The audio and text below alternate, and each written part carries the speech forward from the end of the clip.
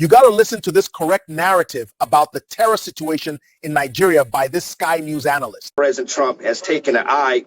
You know, I can tell you that the Nigerian leadership is very thankful for President Trump. They are ecstatic that President Trump has taken an eye on the situation that is happening in Nigeria, and that they're welcoming any assistance that President Trump has. And so when you speak to the Nigerians and those who operate at the highest level of leadership in Nigeria, you discover there's a massive onion that needs to be peeled back.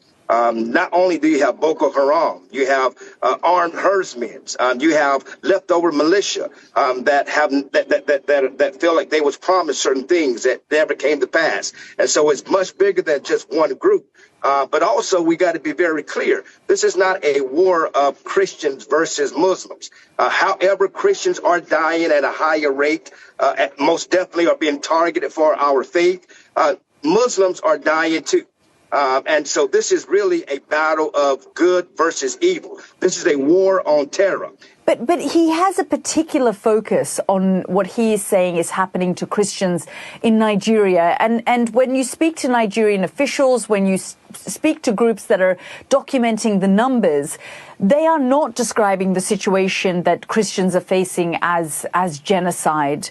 They are saying what you're saying, which is that there are groups from both sides, Muslims, Christians, being targeted by militants, by terrorist groups, and that they want to ensure that that stops as a whole. Some of the numbers that Donald Trump has been coming up with have also been refuted. So I'm just curious to know where he's getting the advice and the numbers from. Well, you know, again, there's many voices in direction towards the White House, and that's politics 101. I mean, the president is getting information from those who say that they're close to the heart of the matter. But one of the advantages of being a pastor, of being a spiritual diplomat, is that we're able to go where policies and procedures block you. One of the concerns that people have is that if we come in and strike, and there are Nigerians who are welcoming President Trump, please come in and strike. The concern is if we come in and strike, we got to finish the job.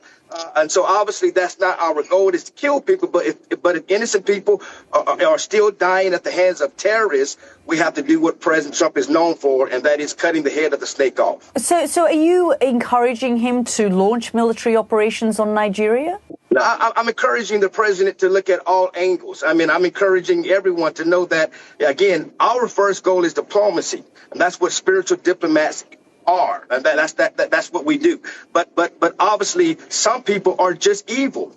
Some people just want to push their agenda onto those who are not believers. And so they will kill imams, they will kill priests, they will kill women, they will kill children, they're raping people. We got to be clear. It's not a war of Christians versus Muslims. This is a war of terror, evil terror.